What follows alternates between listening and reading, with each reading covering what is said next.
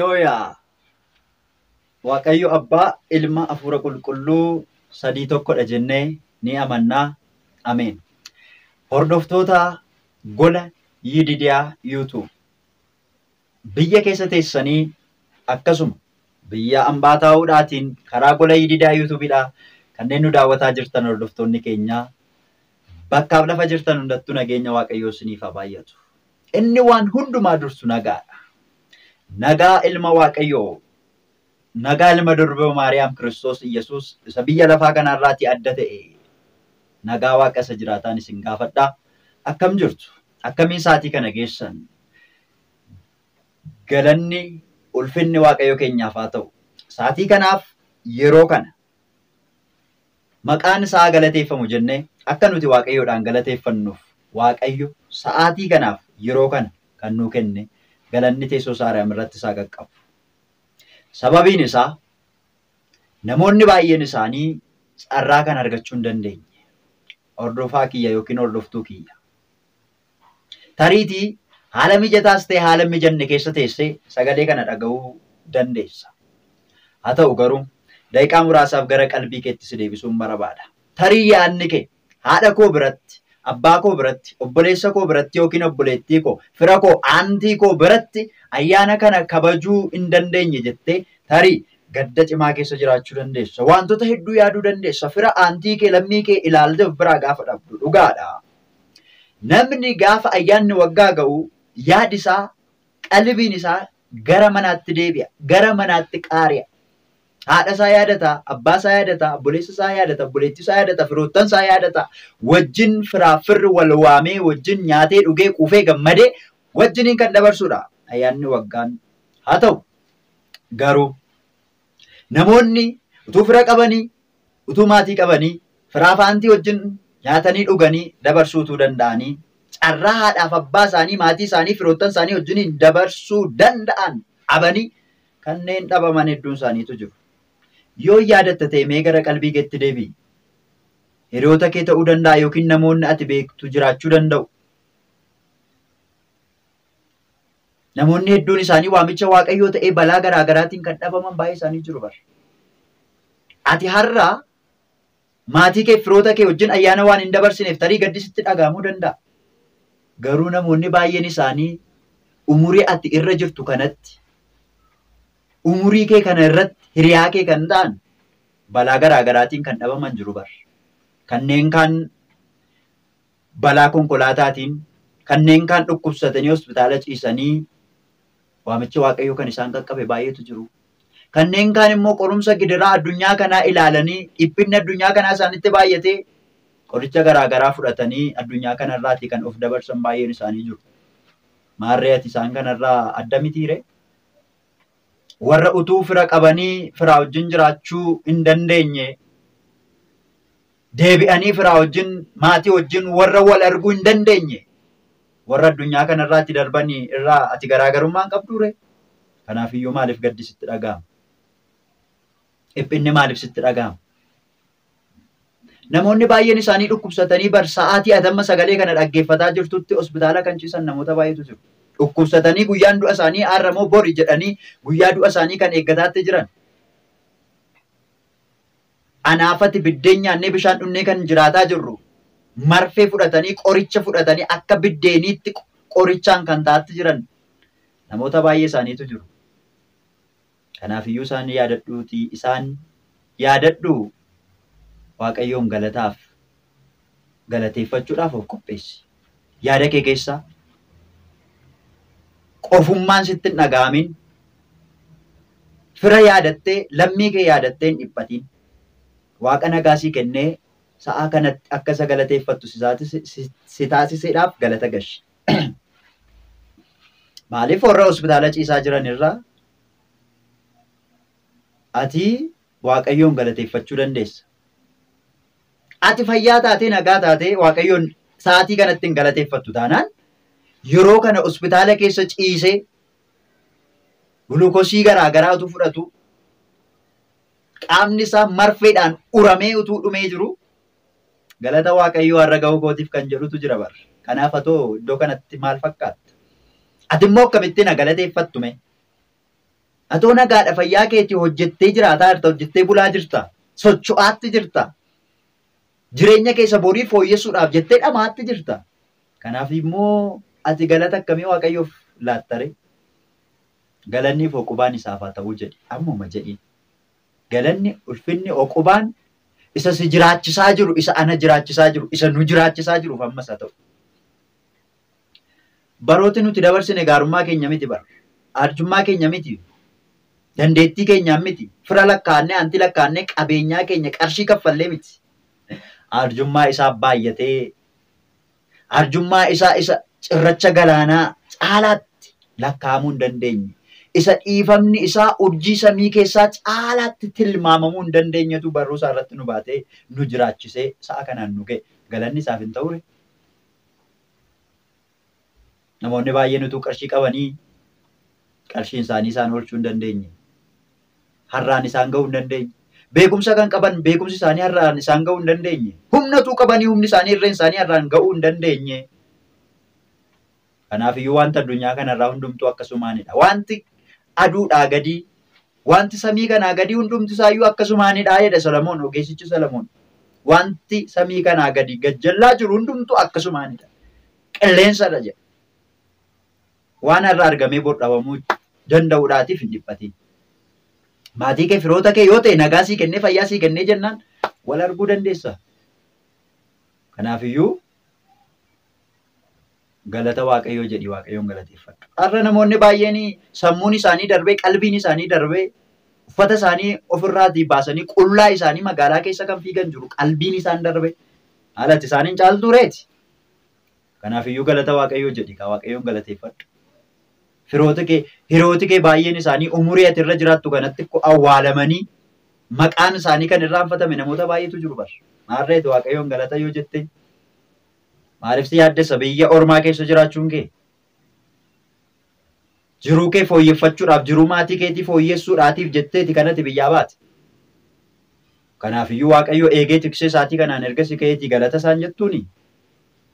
Hojii hojjetaa jirtu, qarshii argataa jirtu kana keessaati Waaqayyoodhaaf wanta ati kennaatti jirtu hagam?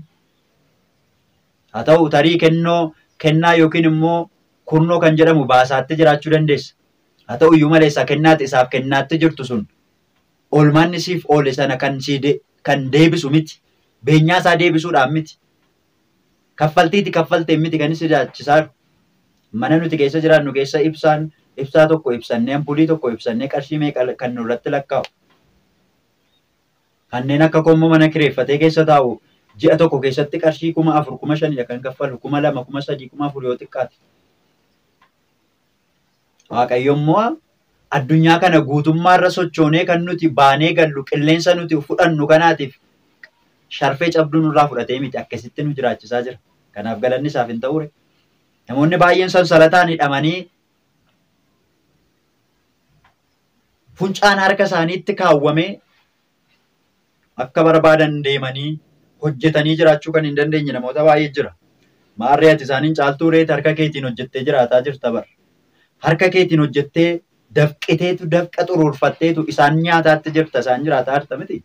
Galata Waaqayyoo jedhi kaa warri carraa kana hin arganne jiru waan ta'eedhaaf. Kanaafiyyuu guyyaa irraa ga'uu keetiif Waaqayyoon galateeffadhu siin jechuun barbaade. Amma bara 2014 irraatii gara bara 2015tti darbaatti jirra. Arjummaa Waaqayyootiin, gaarummaa isaatiin darbaa jirra. Dhiifama isaatiin darbaa jirra. Akka cubbuu addunyaa kanaatti immoo yoona kan geenyu miti. Kanaafiyyuu bara isa moofaa kanarraa gara bara isa haaraatti isa si dabarsaa jiruuf galata jedhiin. Maaliif beektaa? Umurii ati qabdu irratti umurii itti sii dabale. Umurii kana irratti immoo akkati isa galateeffattuufidha malee waan biraatiin miti. Galata kee akkati jettuufidhaafidha kan inni umurii kee irratti umurii sii dabalaa jiru. Akkati qalbii jijjiirrattuuf, akkati fooniif dhiiga isaa fudhattuuf, akkati isaa wajjin jiraattuudhaaf, akkati sagalee isaa dhageessuuf, akkati mucaa isaa taatuuf umurii ati qabdu irratti umurii sii dabale. Umurii ati bara 2014 jiraatte kana irratti kan biraa sii dabalaatti jira. Galata kee ittiin jedhiin mee ulfaadhu ittiin jedhiin. Bara isa hafe kanatti immoo si wajjin akkan jiraadhuu fi daandii kee irra akkan deemuudhaa fi Mucaa kee ta'eeti immoo abbaa koo taatee akka na wajjin jiraattuuf akkan si wajjin jiraadhuudhaatiif na eebbisi na gargaarii. Sagalee kee wajjin akkan jiraadhuudhaaf galaana sagalee keetii akkan daakuudhaaf na jiraachisi na eebbisi. Bara haaraa naa fiddee dhufte kanatti nama haaraa na taasisii jedhiititti madhu. Anas siinis bara haaraa kanatti nama haaraa akka nu taasisu ayyama isaa nuuf haa ta'u. Waaqayyo bara haaraa gaafa nuuf fidee jedhu anaafati akka nama haaraa taanuufidha. Malee uffata haaraa qofaa bitannee bara haaraa ittiin akkasi mannu qofaa miti. Uffata haaraa amma hoggaadhaan binna. Inni nu barbaachisu amma nama haaraa ta'udha. Bara haaraa kanatti anaafatti nama haaraa taanii akka jiraannu eeyyama Waaqayyo keenyaan naafis siifis haa ta'u. Kanaafiyyuu anamma haasaa dheeressuudhaan miti. Bara 2015 bara haaraatti cewaatti jirra amma jala bultii. Kanaafiyyuu bara haaraa kanatti immoo eeyyama Waaqayyoo yoo ta'e karaa gola Yididaa yuutuubiitiin barnoota mana amantaa keenya Ortodoksii Tawaahidoo hedduu isaa wajjin barannaa jedheetan karoora qaba abdiin qaba. Kanammoo Waaqayyo akka milkeessuu nan abdadha.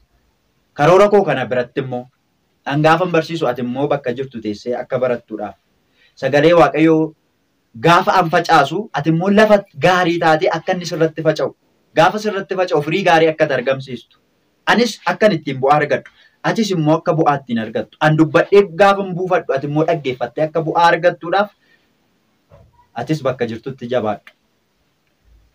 Yididaa yuutuubiidhaaf maatii hin taane yoo ta'e maatii Yididaa yuutuubii ta'uudhaatiin barnoota asirraatiin darbu akka hordoftu.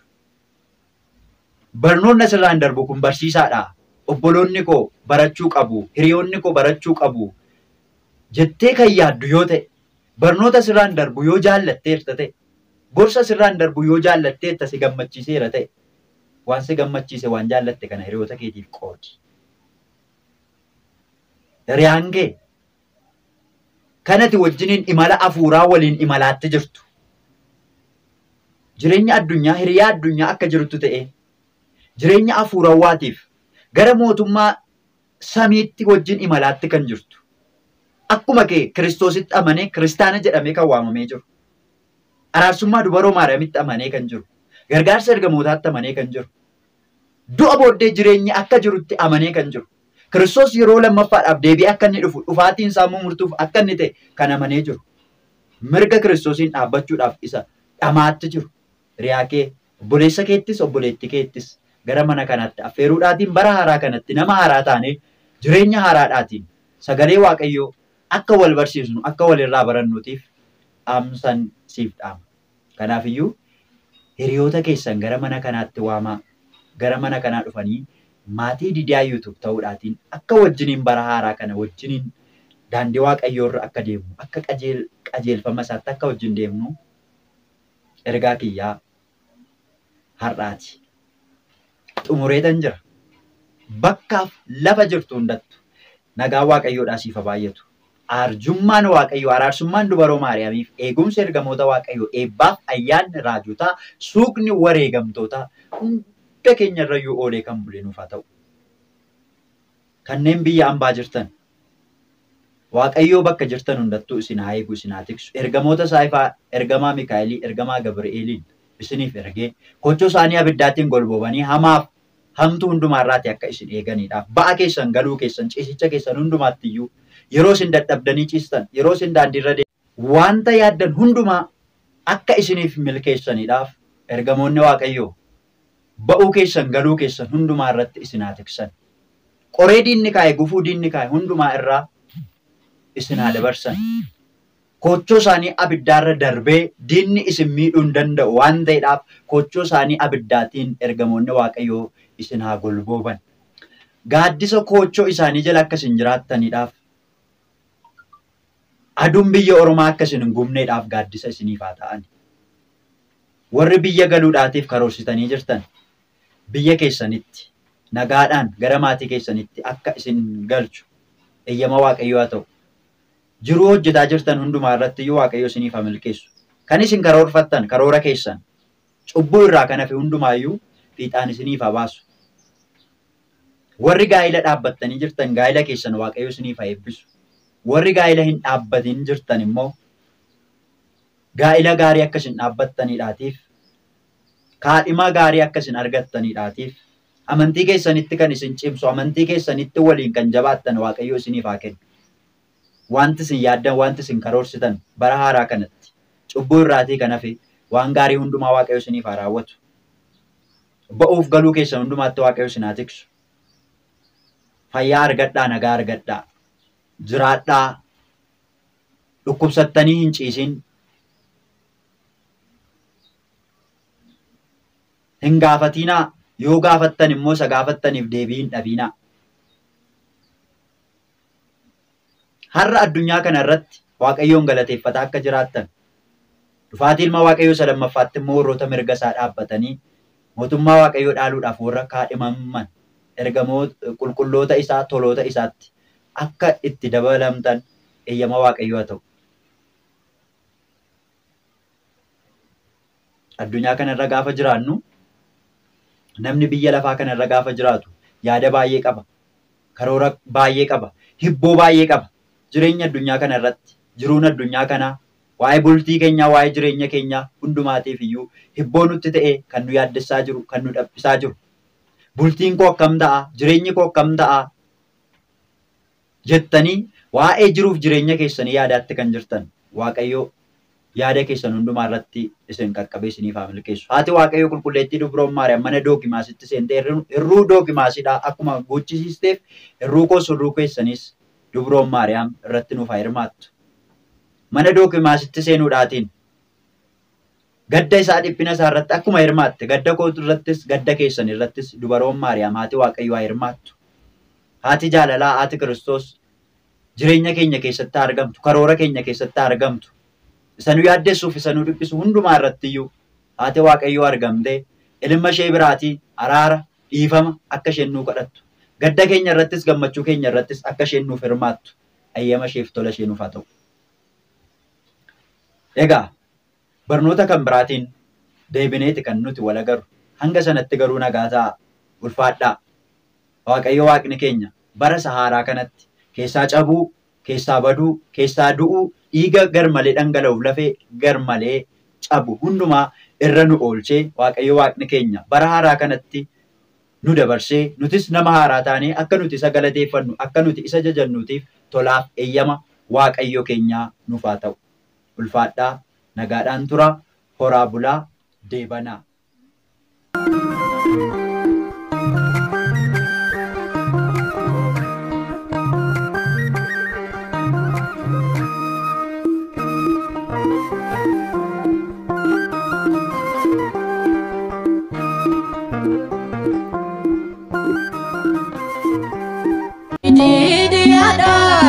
Galanni keenya ulfina isaatiif kaanee hundi keenya Waaqa jiraatu hundaa dabarsee